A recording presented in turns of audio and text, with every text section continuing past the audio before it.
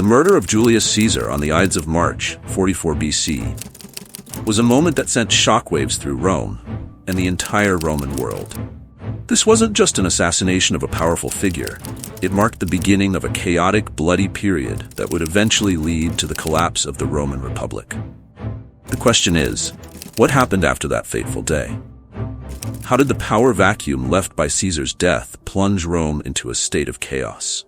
And what role did key figures like Mark Antony, Octavian, and Brutus play in the unfolding drama? Right after Caesar was stabbed 23 times by his so-called friends, the conspirators, Brutus, Cassius, and their allies, probably thought they'd saved the Roman Republic. But oh, how wrong they were. Instead of being hailed as heroes, they were met with confusion, fear, and rage. The Roman streets weren't celebrating. They were rioting. The conspirators realized that killing Caesar was the easy part. Now, they had to deal with the power vacuum left in his wake. Amidst the chaos, one man saw an opportunity. Mark Antony. Caesar's right-hand man, Antony was no stranger to political games. He delivered a funeral speech that would go down in history, masterfully manipulating the crowd. By publicly reading Caesar's will, which left money and land to the Roman citizens, Antony turned the public against the conspirators. Suddenly, Brutus and Cassius weren't liberators.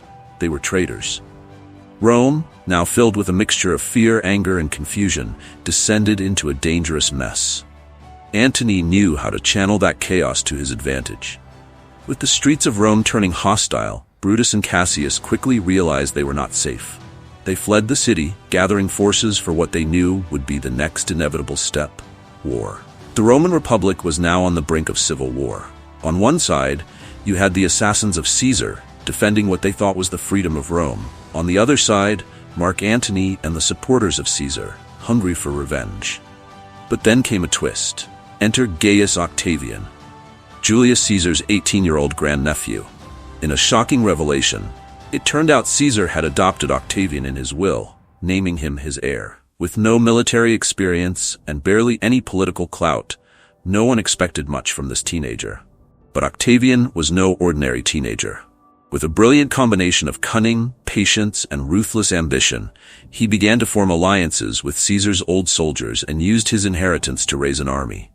Initially, he formed a shaky alliance with Mark Antony and another powerful figure, Marcus Aemilius Lepidus, creating what would be known as the Second Triumvirate.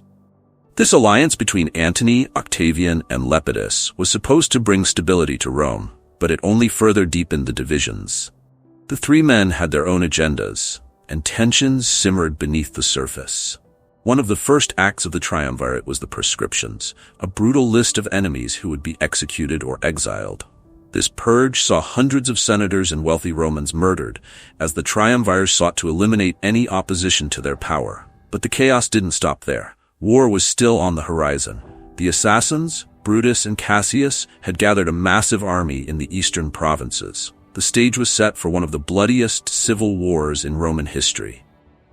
In 42 BC, the forces of the Second Triumvirate, led by Antony and Octavian, met the armies of Brutus and Cassius at the Battle of Philippi. It was brutal. After two fierce battles, both Brutus and Cassius committed suicide, and their armies were crushed. The Republic was officially dead. Retribution for Caesar's murder had been exacted. You might think that with Brutus and Cassius gone, peace would return to Rome, but in reality, the chaos was just getting started. Antony and Octavian had won the war, but they were far from being allies. Tensions grew as Antony became involved with Cleopatra in Egypt, a relationship that Octavian masterfully spun into a propaganda war. Antony was portrayed as a traitor to Rome, more interested in ruling the East with Cleopatra than protecting Roman interests. The rivalry between Antony and Octavian boiled over, and it culminated in another civil war. In 31 BC, at the Battle of Actium, Octavian's forces decisively defeated Antony and Cleopatra. Their deaths marked the end of the civil wars and the dawn of a new era. Octavian emerged as the unrivaled leader of Rome. The Senate, weary of war and chaos, granted him the title Augustus, making him the first Roman emperor. The Roman Republic was gone, replaced by the Roman Empire, with Augustus at its helm. The chaos that followed Caesar's assassination had finally ended, but it came at the cost of Rome's democracy. Instead of liberating Rome, Caesar's murderers had unintentionally paved the way for the rise of the Roman Empire. The murder of Julius Caesar didn't just spark chaos, it reshaped the very foundation of Rome. The power struggles, betrayals, and civil wars that followed turned Rome from a republic into an empire. It's a testament to how one moment of violence can change the course of history forever.